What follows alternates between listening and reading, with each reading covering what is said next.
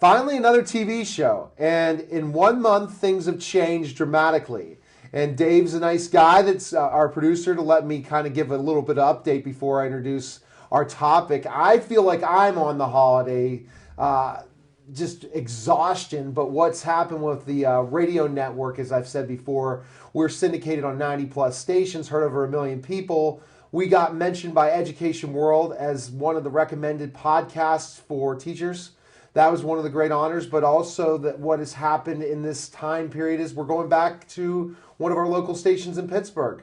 The 50,000 watt station, 1080 WWNL, will have a show Fridays at 1:30. You can also see that globally streaming live at www.totaltutor.net. So that's really exciting. Major celebrities, big things coming, but I'm exhausted.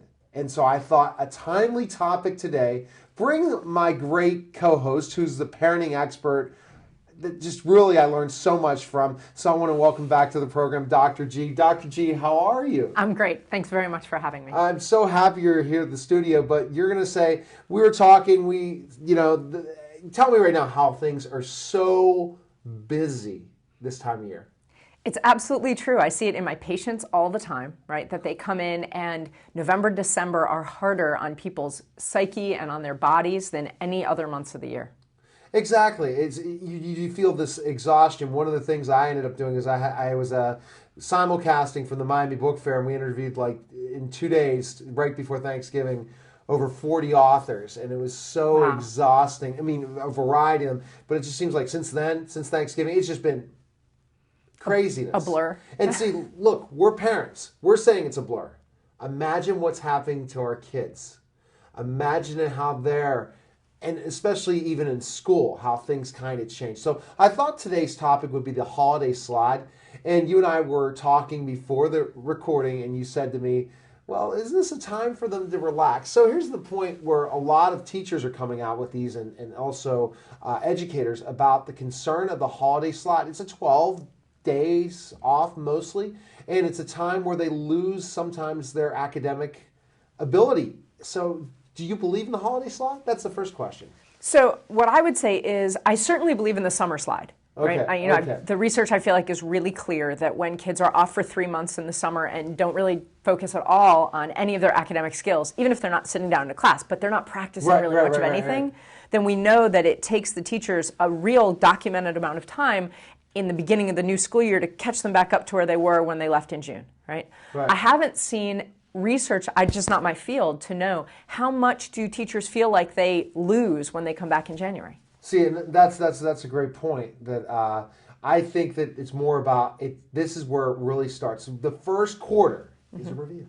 It's a complete review. There's really no academic challenges for kids in the first quarter. You mean the first quarter of the school year? The school year. Then the second quarter, it starts to pick up a bit, and then the kids are starting to stress a bit, and grades are starting to slip, and then the holidays come, and absolutely, sometimes kids do not get back in the swing, I believe, till March. It would be great to see research, but I think the worst time to teach, the second quarter report card is probably the worst grades ever you see out of any kids.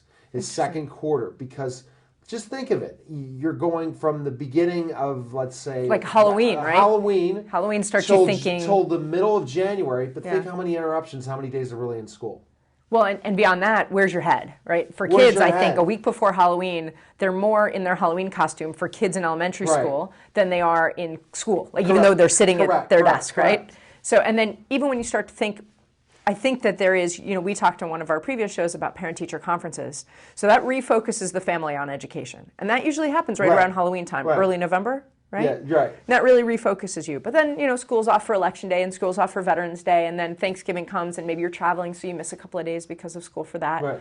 And then when you get back from Thanksgiving, I feel like even the school itself, in most schools that I've encountered, they're focused on the holiday show and the choir show and the band thing and the sports finals and as well as the academics. But even the school schedule gets disrupted while you're at school. Right. So I think the definition of the holiday slide compared to the expert that came on my show, and I can't remember. Isn't that funny? I interview so many people a week. It's a blur who it is. I remember our talks, but I mean, if you tell me on the phone, you don't see that person-to-person type of thing. But what was really funny was that they were talking more about Christmas, Hanukkah, whatever holidays are going on during this time.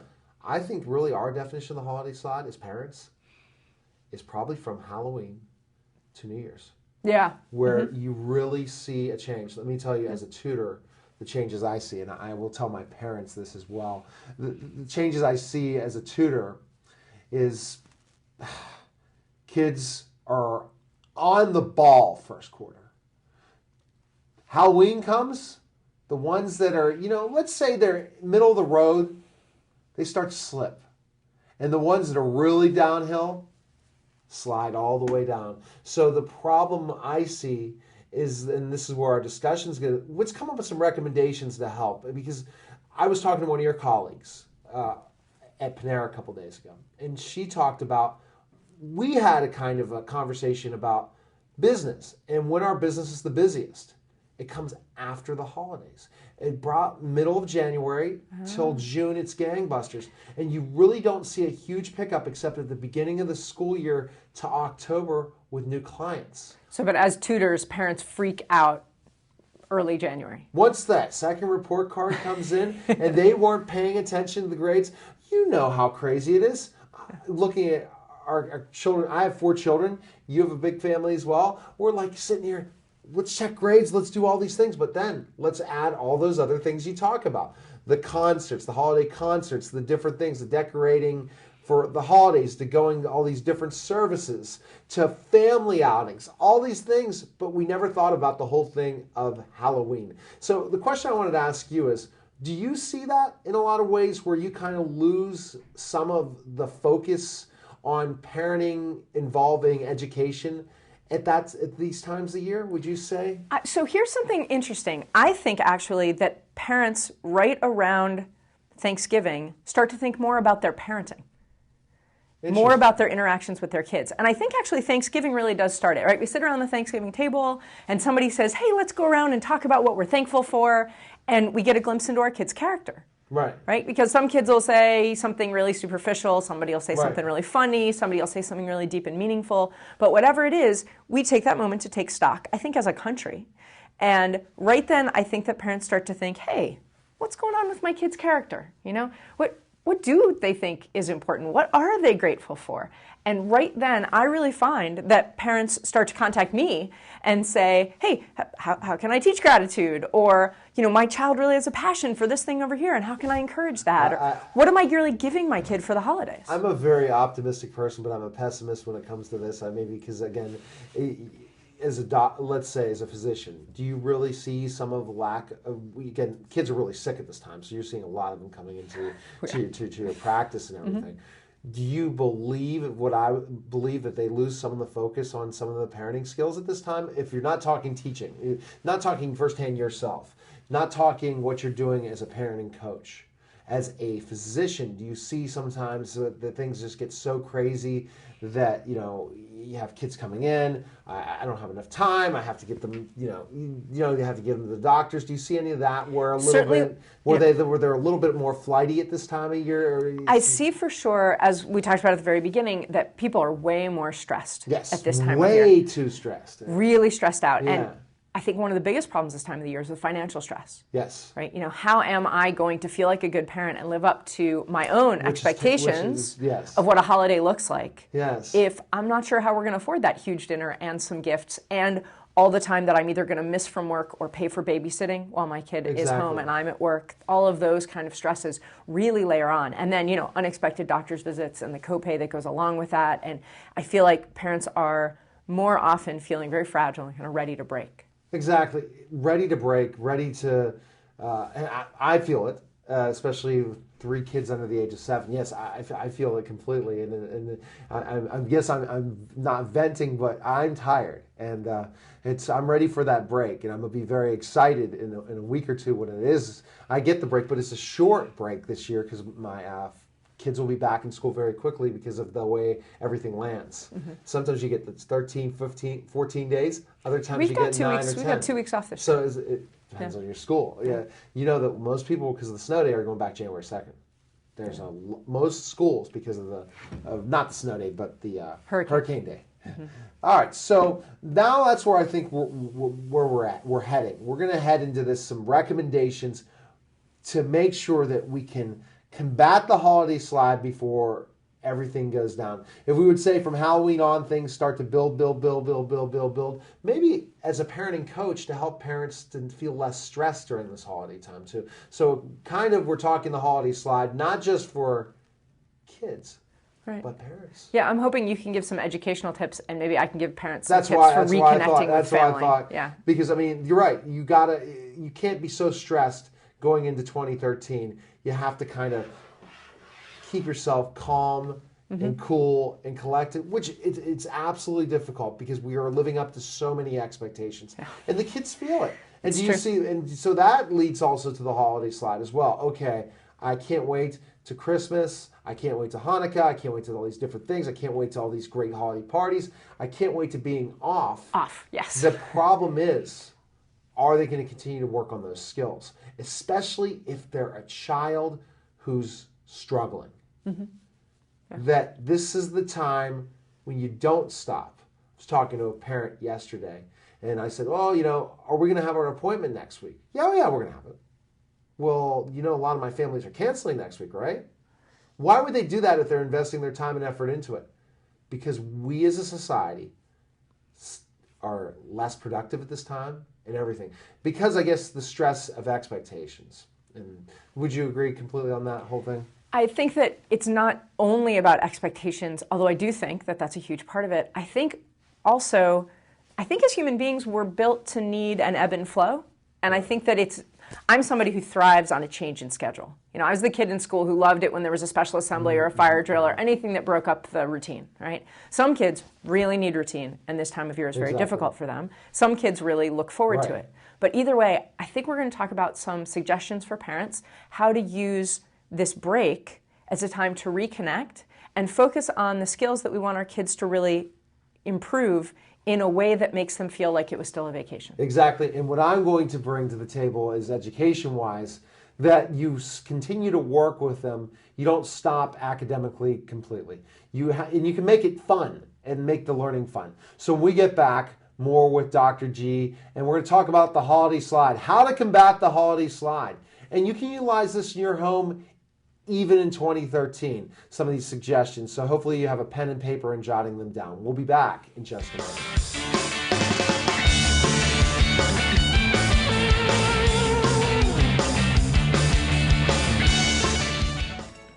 Wow, look at all this holiday program we have this year at BPTV. How am I going to find enough help to cover all of it? Oh, hey, Ghost of Christmas, George. No, it's the Ghost of Christmas present, Dave. Either way, this is not a good time right now. Why is that? I have all these holiday programs to cover and I don't have nearly enough volunteers. I can help.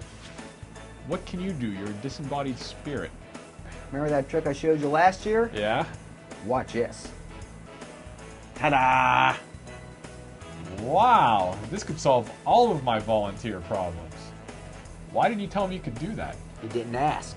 Well, while I'm asking, how many of you can there be at one time? As many as you need, Dave. As many as you need. Maybe I'll just write Santa Claus a letter and ask him for help. Merry Christmas and Happy Holidays from everyone here at BPTV.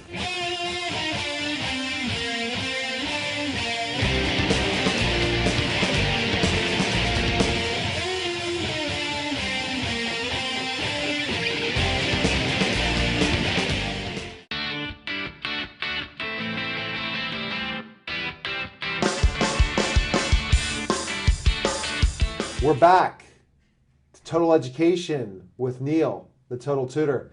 And I am just enjoying this conversation. I guess it's a venting conversation. When I get to talk to live people, not just a computer screen, and having a conversation in the studio, I miss those days. I miss the days of WRCT in the studio with all of my co-hosts, and we were convincing. Now I can see your personality, and I know the right questions to ask. This feels old school to you. It feels completely old school. I mean, the problem is how long it takes to get to a studio. So let's go right to this chronologically. We're talking about the holiday slide, especially what we're going to talk about right now. Right before Christmas, in the heart of Hanukkah, this is when all the kids get off.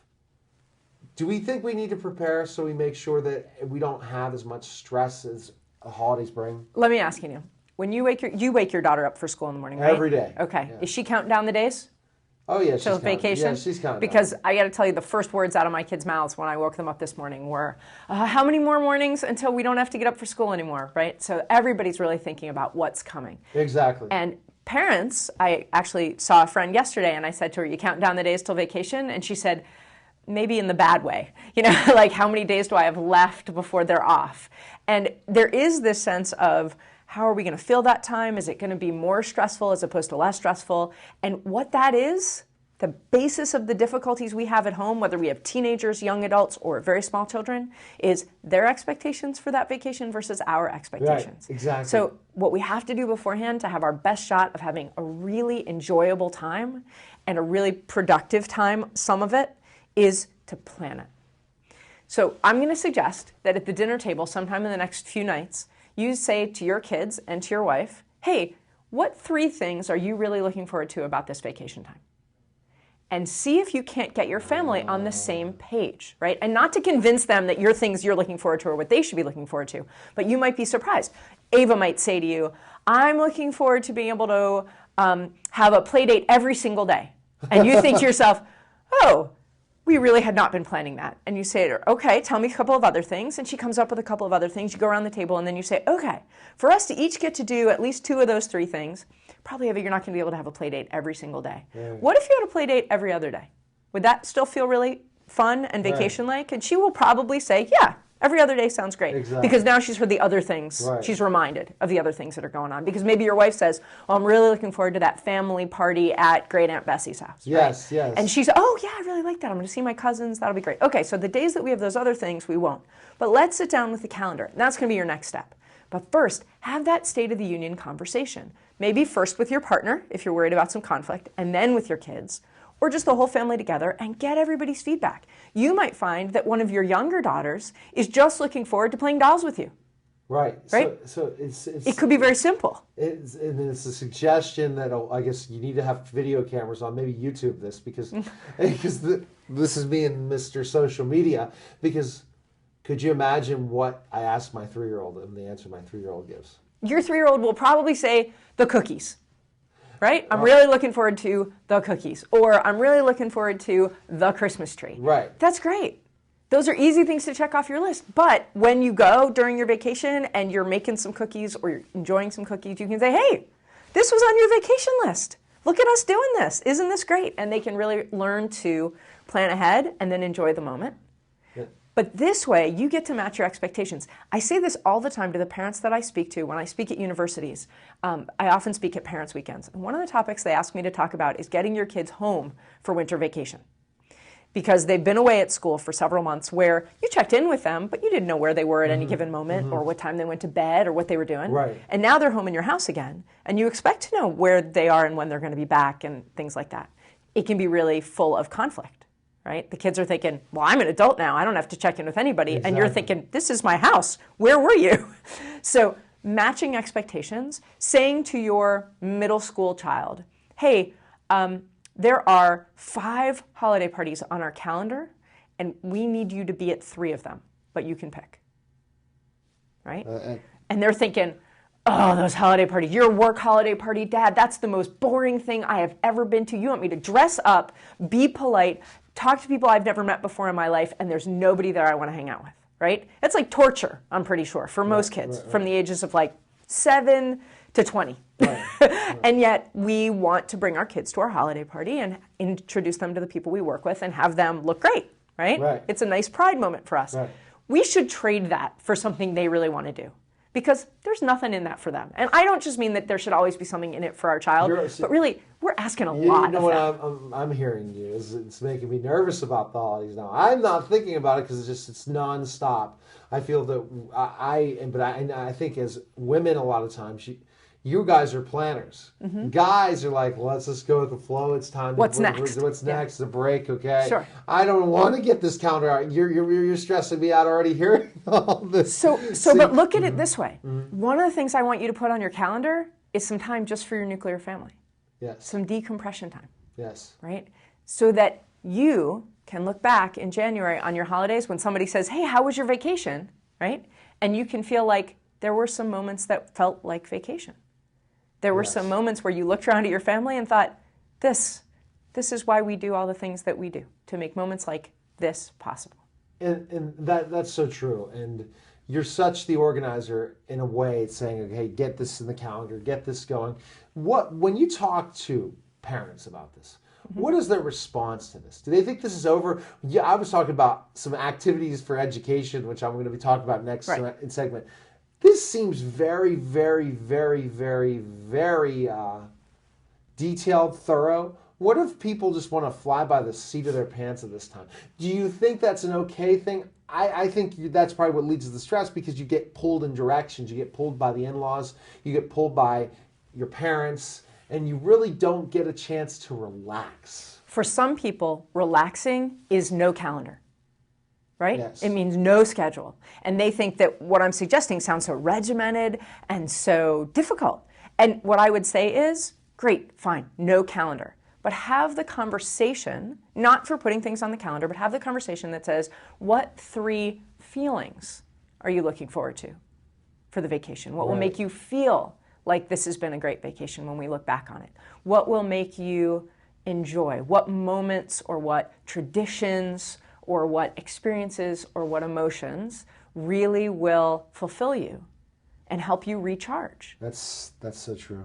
So it doesn't ever have to get written down. See, I would like to do that. I'm just talking other people. I'm a planner, but my wife might just want to throw something at me. But the thing is, because the stress of 4 children, working full time, both family members, just like yourself, it's a lot to think about.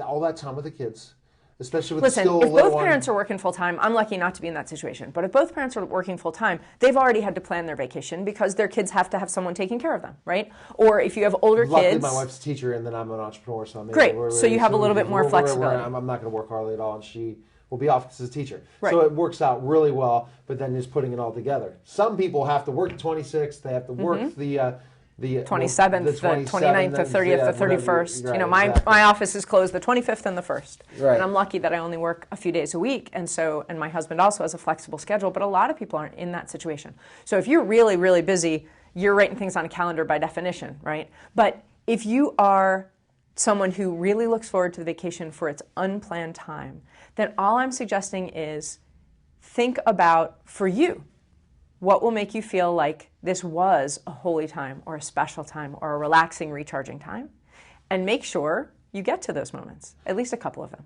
Because you're already seeing your calendar filled up. I mean, just again, Christmas for us and different things. So like Christmas Eve is going to be completely booked. Christmas Day. The way I look at this calendar, like I said, we usually have a longer period of time.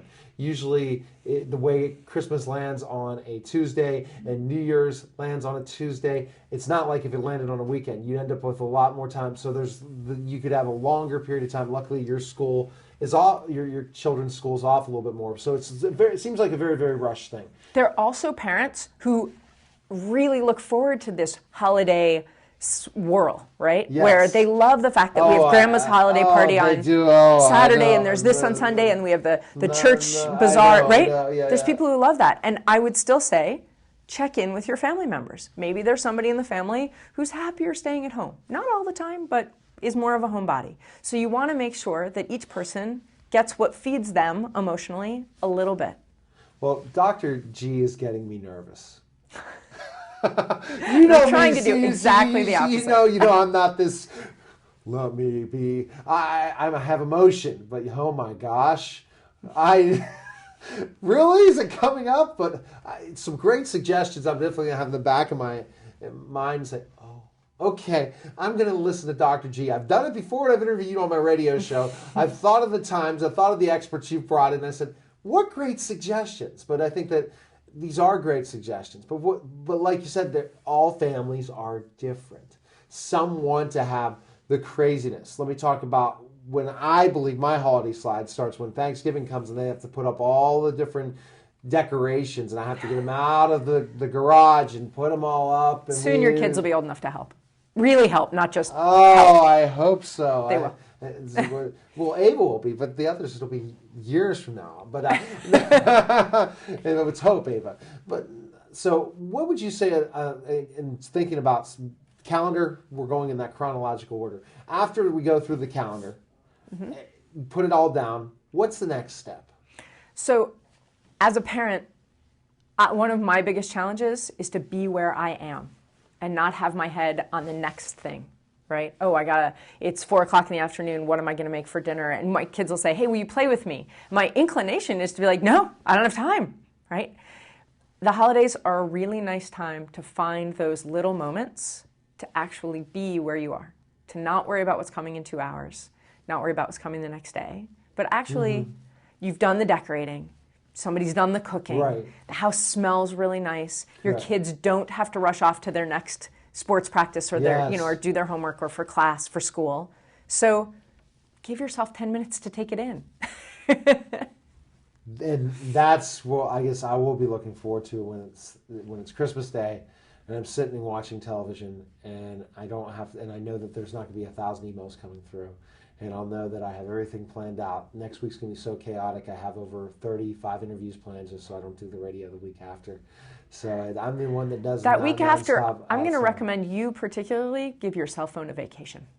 Oh, that would be impossible. That would be so. But I promise you the world won't come no, to an the end. iPhone, I can't. It won't come to an end. I got a tweet, but okay. All right, when we get back, let's see. Dr. G will do that. That'll be the hardest thing. Christmas, yes, I can take it away, but I don't know if I could take it away for much longer.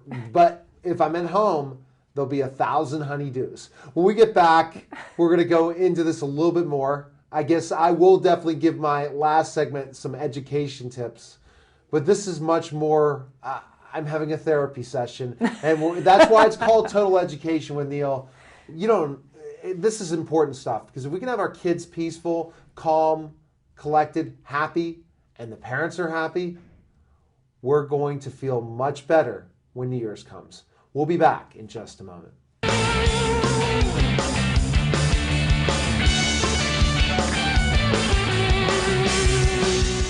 My name's Edward Schmidt.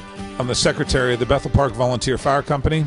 We're here this evening preparing our engine number 2 to be delivered to the Broad Channel Volunteer Fire Department in Queens, New York. The members of the Bethel Park Volunteer Fire Company are proud to be assisting in the recovery efforts for Hurricane Sandy, which wreaked havoc on the northeast part of the United States in late October 2012. The Bethel Park Volunteer Fire Company is donating a 1988 Pierce fire engine to the Broad Channel Volunteer Fire Department in Queens, New York. The Broad Channel Fire Department was completely devastated and lost all 3 of its fire engines and its ambulance when Sandy hit. It also had all of its gear and equipment washed away in the floodwaters. The Bethel Park Volunteer Fire Company is donating a 24-year-old fire engine that has been for sale since the delivery of our new fire engine back in January of 2012. This vehicle was not purchased with tax dollars back in 1988, but instead it was purchased entirely from money that was raised in fund drives and from donations from the residents of Bethel Park. The fire company is proud to say that it still holds true today that all of the vehicles owned and operated by them are purchased with money raised by the fire company members and money donated by the residents of Bethel Park. The donated fire engine is being flatbedded to New York at a cost of $2,400, which is being paid by the Terry Farrell Firefighters Fund. This fund is named for New York City firefighter Terry Farrell, who died on 9/11. This fund provides medical, educational, and equipment assistance to firefighters.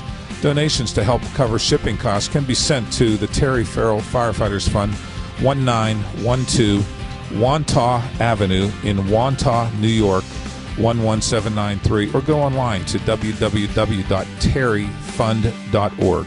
The Bethel Park Volunteer Fire Company is proud to be able to donate this vehicle to a fire company in need.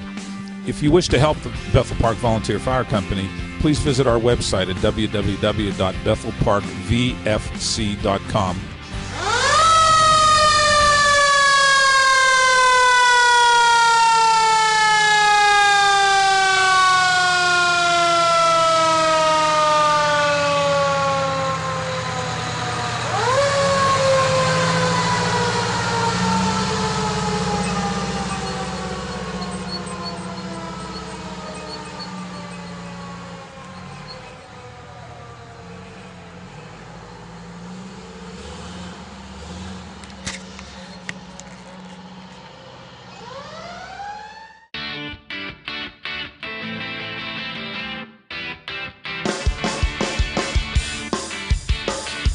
We're back to Till Education with Neil, and I'm with Dr. G, and I'm ready to go and cry a river now because of what's happening. And again, I think that the point I'm going to say, and my audience out there would agree, it's such a stressful time. You are making it easier, but yet it seems daunting. So I'm always looking for ways that parents can make their lives more intentional without adding finance or time. So it may sound like what I'm asking you to do takes more time, but it doesn't. You're going to have dinner with your family sometime in the next few nights anyway. And it's nice to have a family conversation, especially with your older kids and your wife, right? So all I'm really suggesting is that you ask them their expectations and think a little bit about yours, right? Right. And so that doesn't take up any money, and hopefully it doesn't take up any time either. But when you are thinking about an invitation that you get, it will give you something to check it against. This invitation that we got to our neighbor's holiday party, is it going to get us closer to the things we were hoping for this vacation, or is it going to take time away from the things? Something that I find really important to remember as a mom is when I say yes to something, I am by definition saying no to something else. All right. When I say yes to a commitment, I'm saying no to time relaxing at home, right? So we have to keep that in mind for our families too. So here's what we've gone through the calendar. We've planned everything out. Everything begins. The holidays begin. The craziness. Kids come home from school. They're not in school anymore. How do we keep it sane? The sane part of it is that sometimes you're not with your kids all day. Right. Yeah, this becomes a very, very challenging thing. And you might not have, especially when we know how financial setbacks are happening right now, to have the time to get them to do a ton of activities, meaning like movies or different jump zones of the world or all those places. Right. That's just going to just break our bank. How do we handle that? Well, if you're looking for activities, we're lucky, I think, if you have internet access to find a lot of free activities. You know, for our local audience in Pittsburgh, there's an amazing amount of free stuff to do in the city for the holidays. Some free ice skating downtown, and there's, you know, like even a free bus ride you can take around to the different nativity scenes and stuff. So there's a lot of things that you can do if you have the time, but you don't want to do something expensive, right? But I think that another thing to consider, it's easy for the parent, especially the parent who's going to be home more often with the kids who are off of school, to think, how am I going to keep them from fighting and making a huge mess all the time, and it's going to be really difficult. Keep your kids' personalities in mind. Right. For the kid that needs more structure, do your best to keep some structure. You know, I know there's no school and you don't have to get up early, but when you do get up, we're going to get dressed and have breakfast and do these couple of activities, and that's maybe where you come into play. I'm guessing first thing in the morning after breakfast is a good time to do a little educational review because you're most people are best able to focus then. Is that right? Yes, yes. So you schedule that in your mind at least, or at least, you know, for a kid who really needs structure. And then the last segment, I'm going to kind of talk about the ways where it won't have to seem like school. Which is great. And you can't do that to them. Summer's different. This is a little bit of a shorter period of time. So I think, but you want to keep that brain moving, and I'll give some suggestions from that. But that's right. Getting up, but having a planned schedule. Because for some people it makes a huge difference. Because if you don't, the holiday will get completely away where it just seems like you're bottled up in the house all the time. It can. And it depends on the personalities, right, of the people involved. And the ages, developmentally, kids up until about the age of 7 really thrive on schedules. Kids after that may actually recharge from being released from a schedule. They may be kids who really feel oppressed by a schedule. And so knowing your own personality, for me, if we don't have something to do outside our house every single day, and it could just be a walk to the neighbors to help shovel her driveway, doesn't matter. But if we don't have something where we are all going to get out of our house every day, I go crazy. See, my wife does too. Is that a woman? Is that women? I'm not willing to make that generalization. No, see, but it's my personality. You're smart not to. I will. Don't be that bold. Yeah. I'm not gonna. I won't be that bold because you could go back on my different things. But no, I agree with you in a way that. But that's another thing to talk to your spouse. What do you plan? And talking to you now, I'll look at dinner tonight as the opportunity to do that. I think it was I'm telling you, I'm getting great therapy from Dr. G today. And that was my plan. I was planning to be straight education, and then bam, we started brainstorming together. And this is what's so fun about doing the show is we get to talk to each other. And I think that's the fun thing about interviewing somebody is you learn so much more. So I guess if you're looking at now, you're in the midst of this holiday season. You got to double check yourself too, right? Because you made plans, you made sure you want to do this on the calendar, but you could be sitting after 3 days into this, and it's not going the way it should go. Right. Should you or throw people get everything- sick. Yeah. Right? Oh, that's a good point. Right, somebody doesn't feel good. The whole family is supposed to go to the family holiday party at someone else's home, and the 3-year-old starts to throw up. I mean, things happen, right? Yeah. So we are great parents and model really good behavior if we're flexible without blowing our top. Exactly. And it can be really frustrating, right? I mean, my go-to when I'm frustrated is to really raise my voice. And I'm trying not to model that because I hate hearing my kids yell at each other. Right? Yes. But when I get really frustrated, my volume, I just get louder and louder and gotta vet louder. it Even if I'm not once. screaming at a child, I'm just yelling everything I'm saying. And that doesn't help anybody. So being flexible, keeping in mind, like you suggested, it's a few days in, how is it actually going? Yes. As opposed to just gritting your teeth and bearing it through the entire vacation, realizing maybe I could take something off the schedule. Maybe I could trade something. Maybe we need a few more plans and I'm going to call a friend. So we need to reevaluate. Yeah. Reevaluate. And what you do is something that should be simple, right? But let me give you an example. Weekends go like, it's over. So Yeah. now this is a long weekend, and you want to make sure it's productive, but also productive for the kids. Here's a question that one of my families bring up. Do you think that as long as kids are happy and well adjusted, regardless of what they're doing during the break, it's a good thing? Meaning, it's a point where you don't have to make it so perfect for them during this holiday. Right. Because they think I want to make it so perfect, and if I fall short, it was a waste of time. And I'm sure you've heard this a lot of times. And that's why I mentioned the expectations, because we're never going to have all of our expectations met. So this idea that I'm going to pick 3 things that are important to me, and we're all as a family going to aim that everybody gets at least 2 of their 3 things, Right. that's really worthwhile. But making something perfect for our children doesn't teach them any of the lessons that we want them to learn. True. And why is it that we do that? Is it because we're living through our childhood? I don't know exactly why, although I have to imagine that a lot of it is about the movies that are on TV this time of year and what Christmas we think is supposed to look like. My house, we don't celebrate Christmas. Yes. And I still have a picture of what it must look like at everyone's home who does. Yeah. See, but you notice because how of pop culture. You notice how my questions, I've been going around that, but that's true for the families out there celebrating Christmas. And that's the majority religion in our country. Most people yeah. celebrate Christmas. And I think that they feel a great deal of pressure to make it my look... Gosh. It starts from the decorations. Yeah. Oh, please don't get me started on that. It starts with the decorations to the point. As a devout Catholic, if I had it my way, we're putting up the tree on the 24th, but our society, we start and it's over at 25th, which again, in Catholicism, we'll celebrate it all the way up to January 7th, which is my birthday. So, or That's getting fun. close to Orthodox Christmas is on the January 7th. So that's kind of, but this needs to be a great time. I believe, as a parent, the best thing you can do for your kids is not giving them financial things, not giving them the fun activities, is give them love. And I think it's a missing component. And I would say one more suggestion is to give kids opportunities, right? One thing, if you are someone who puts things on a calendar, one thing I would like to see every family do is volunteer someplace as a family That's great. one time over this vacation.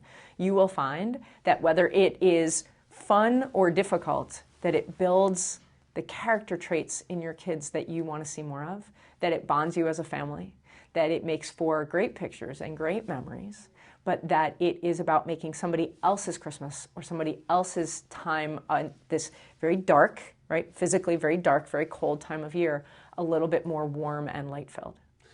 Give us a suggestion. I think it's a great thing. Is it harder with my age group?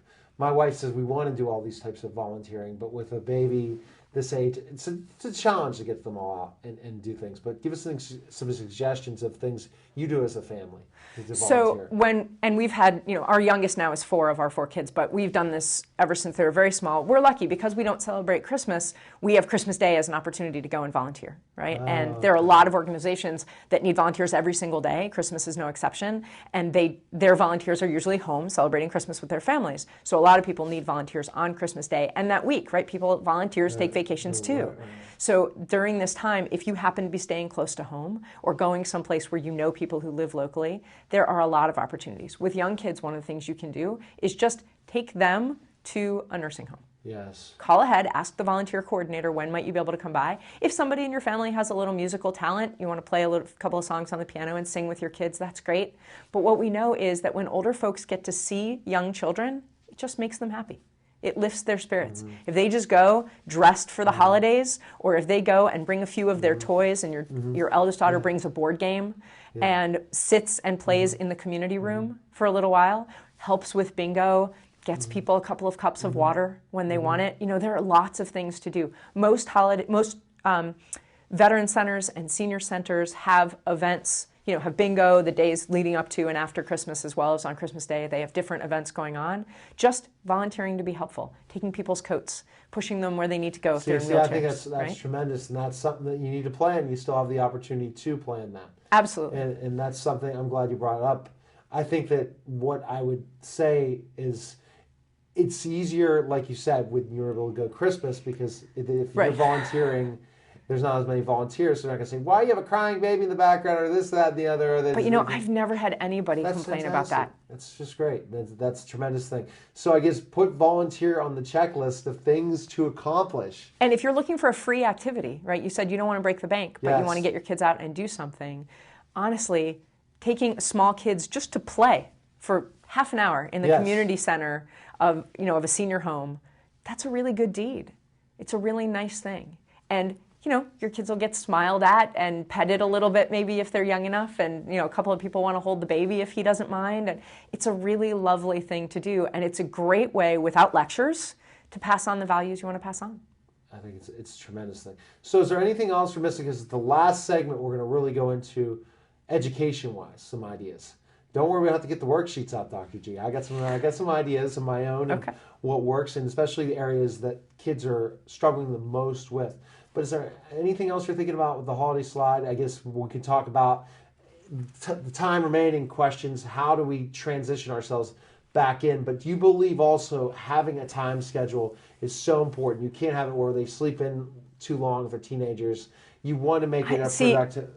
That's a whole kind of different topic. Teens can sleep. They really do need, unlike adults, teens can catch up on sleep in ways that adults' bodies can't. So I would say to your kids, if one of your expectations for vacation is sleeping until noon every day, I'm going to ask you to do that every other day. Okay. All right, when we get back, more with Dr. G and myself. You're watching The Total Education with Neil, and we'll be back in just a moment.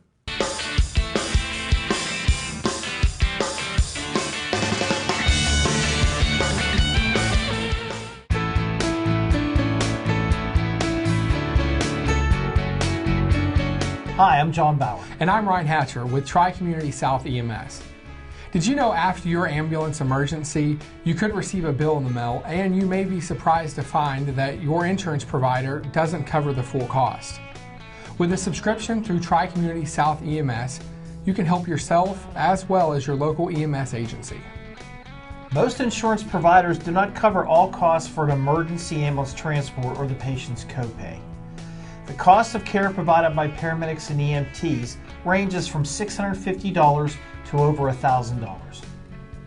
Your $60 subscription, which amounts to a little over 16 cents per day, covers all family members of your household as well as guests for emergency medical transport and treatment without transport. Insurance providers, including Medicare, do not pay for treatment without transport.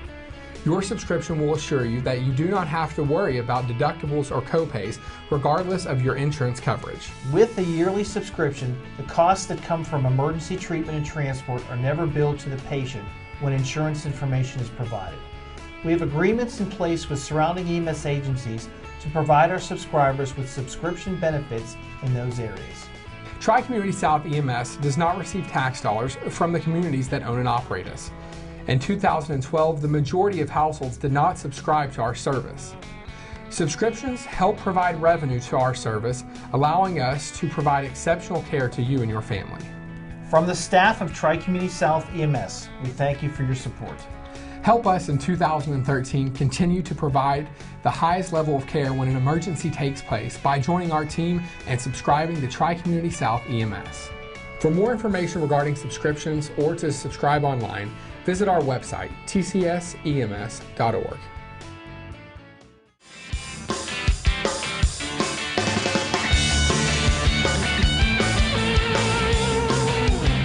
We're back to Total Education with Neil. My website, totaltutor.net, and you can find out more information there and check out all the cool resources. Watch the TV show if this is the first time you've tuned in. If you're watching in Pittsburgh at Bethel Park 21 and you say, well, I'd like to watch this more, go to my website, you check everything out, or search YouTube or Google me. I'll come up everywhere. But let's now go into, I guess, my topic is, what do we do next? Yeah, so I want to know, as a parent of 3 elementary schoolers who are, I'm certain, I haven't asked them, but I'm certain looking forward to no homework for the entire time they're off. How can I encourage them to keep up their academic skills without making them feel like they got shocked and betrayed by homework? So the thing that we have to make fun is, first of all, take a mental note this week. Where do I see my children where they have weakness? What area are they not doing as well that we constantly practice at home? We constantly have to get them to do this. And this is a skill academically that we need to practice. My daughter Ava, I don't think has any problems with math or reading. She's far advanced in those areas. But her focusing is an issue. So I would say that academic focusing, maybe involving a cool project to do, involving the holidays. She loves to color and draw and different things, but maybe make a paragraph involved in it so she has to finish something that she does independently. That would be a goal, I would say, in 2nd grade that I would like to see her ending up doing. So you'd ask her to keep like a holiday journal? Yeah, a holiday journal or something like that. So you got to look at the weakness. Let's say some of the families I work with, multiplication tables. Well, we're not going to go ahead and have How do you make that fun? You can easily make it fun. Okay. The way you make it fun is just doing it in the car, riding around, have them count by 2s, 3s, 4s, 5s, 6s. Do it in a way, maybe create a song. You could multiply cookies. Multiply cookies. While you're baking them. You're baking them. You could use math in those times. You don't want to get down into worksheets. Right. Because worksheets, it'll be too much. But you got to look at all those areas because some of them it's reading. So a suggestion for reading would be for them to read some of the hymns in the hymn book when they're singing, and then make sure they're singing it at the services, or even if you have something at home, the Bible or whatever, have them read that. Have them read some holiday stories. This is what's keeping that focus, then we're not going to pull out the textbook. We're not going to pull out a reading book. We're going to pull out something that has to do with that theme. That's my thought. That's really terrific. What about kids who aren't homework free over vacation? What about kids who are old enough that, I remember actually when I was in high school, our finals were in January. So winter vacation, it was vacation, but in some ways it was just supposed to be extra time to study. That's a great point. I wish, but I'm going to tell you right now, 95% of them will not study during that break, which is terrible. And I think even if we're looking at, luckily colleges are out at this point. Right. Just imagine if they did that for college students. We take off too much in ways, but I would think that in a way I'd sit down with my teenager and have a conversation and say, well, you get back. What's your plan? What's your plan for the 3 days? Say, okay, you're planning on nothing to do it. You're basically, this coming week, you're going to start studying. And then once the holidays come, you're going to stop. So you got to put in 3 hours every day till that time. Then 3 hours right when you're back. Why don't you kind of break it down into smaller chunks and do it a little bit during the day? If you have multiple siblings, they're taking naps or another activity, that's when you can go up to your room and do a little bit of studying. Take some time away from the computer for a second and do that. But you're right, those finals and those midterms are crazy for those high school students. And a lot of times they just don't study. And you're right, they're hitting them right like a week after January. So kind of put the timeline together, have that conversation, say, so what are your plans for studying? Yeah. And when they come back to you and say, well, I don't really have any plans. Right. Which is planning to study the night before the test. I think you need to study some during break. they're not gonna be too happy about that. But then maybe you could show numbers. I think that one thing we need to do with high school students is really teach them to study. There are just some tremendous stories out there of how many kids drop out of college. 50% don't make it through college. Why? Because as parents and educators, we have not prepared them for how crazy it will be 1 year later. So if we're talking a senior in high school that does not study for more than 2 hours, when they're going to have to put in 20 hours of studying a week, Yeah. maybe it's the time to say, now you have a little bit of your own schedule. No one's telling you what to do. Let's see if you can schedule some of these things. Well, and that's a great idea as a parent. If you have a teenager, you're trying to loosen your hold. You're trying to get your kids to show you that they have some skills so that you can be less micromanaging. So to say to your teen, hey, you tell me how many hours a day you are going to study, not saying whether or not you're going to study, right? But how many hours a week are you going to study? And then I will make sure that even with all the other holiday commitments we have as a family and the things I need your help with, that I free you up for an hour every day or 2 hours every other day or whatever it is. And then instead of nagging your teen, you can say, hey, listen, these are those 2 hours, okay? Right. I'm not going to need you again until 5. This is that time that you wanted free. And then you're not nagging, right? You don't get on them and be like, is that Facebook? Or are you studying like you're supposed to be? You just say, I'm just reminding you, right? I'm just reminding you, this is that time. I'm telling all your brothers and sisters they're not allowed to bother you. I'm not going to ask you to do any chores. That's a great point. Just to let you know. But that's the thing. They don't know how to study. And the successful ones in school, they were self-motivators. But there are a lot of kids out there that aren't self-motivators. No, they need note-taking skills, right? And how to organize it. But if you kind of gave them that whole thing, but you're right. I mean, the dauntingness of these midterms, they're almost like college exams for some of these private schools. And then, I'll wait 2 days before. Yeah. Okay, you're going to review math of 9 chapters. You're gonna review notes of 60 pages. So timeline-wise, you have a lot of time on your hands. Mm-hmm. Now, think about it. When your kids are that age, do you think they're going to do that? They're based on their temperaments and personalities. Have you told them that? 2 yes and 2 no. See. So let's talk about the 2 no. How would you approach them to try to get them to do it?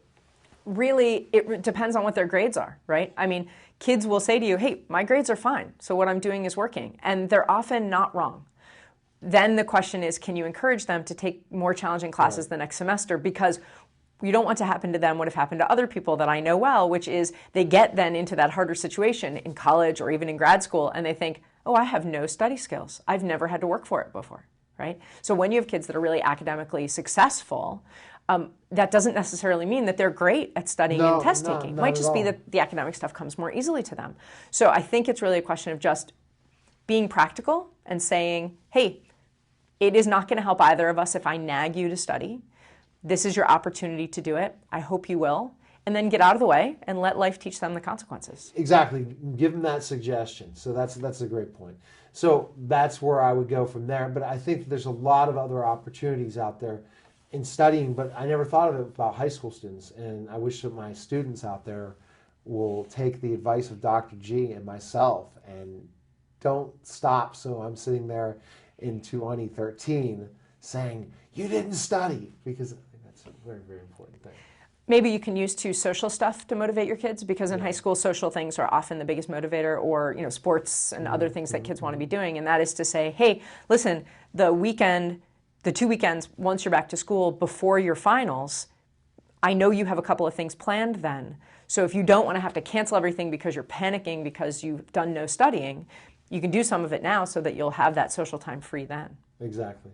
So kind of putting carrots out there. I believe in a mixture of consequences and rewards when you run a household, and that you have a lot of positive things and you want to praise them about doing things. But when they're wasting time, you want to say, well, here's what could happen to you. And here could be your consequences.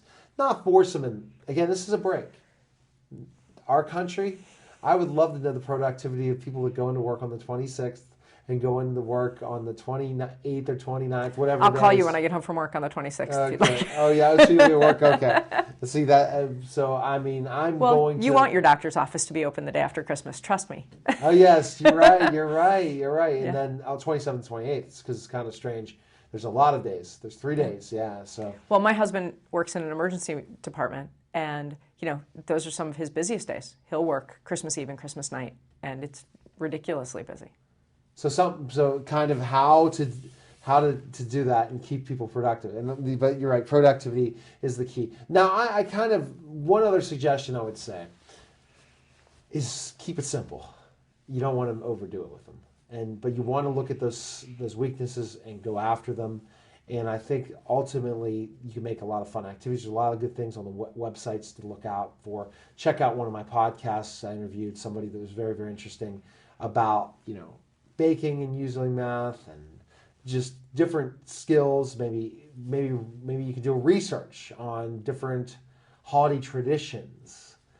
That could keep it going where it's intriguing, interesting, and then we'll make those holiday cookies of those traditions. That's a cool idea. Something like that. So be creative, think about it, but don't keep them idle. Don't keep them from not developing. So when January comes, can't be the hangover of hangovers where they walk into school and say, I forgot my times tables, or I forgot. I just wanted to ask, do you find when kids are struggling at school that they have some insight about that they know math is harder for me, it's not going as well? Oh, they don't like it anymore. So is it possible to say to your child who struggles a little bit in third grade math with times tables or something like that, say, hey, one of the gifts I want to give you this holiday season is feeling more comfortable in math. Exactly. So I'm going to use a little bit of the extra time that I have over the holidays and you have over the holidays. Let's do it. Do you want to do it in shaving cream on the mirror? Do you want to do it, how do you want to do this? Let's find a fun way to do some math so that I can give you this gift of being more confident in multiplication when you go back to school. Well, what I'm amazed about is I'm looking at the watch. We're about to run out of time. Wow, this has been such a very, very interesting thing. The slide, let's rush on to our next activities. But remember, make it fun for your kids. Have your kids have fun. We can find information on you, Dr. G, where? Absolutely. Please, if you have any parenting questions or would like some of my YouTube videos or resources, check out my website, www.askdrg.com. That's AskDoctorG.com. TotalTutor.net for myself, 90 plus stations for radio. I like this TV thing. Dave, at one point, once my time changes and I start getting more sleep, you never know of adding another show into the mix. But I want to know what you think. Email me at haley@totaltutor.org with questions and comments. And if you're watching the TV show, tell us. We need your feedback. And share it with your friends, especially if you're watching on YouTube. Have a great week. We'll talk next month. And happy holidays.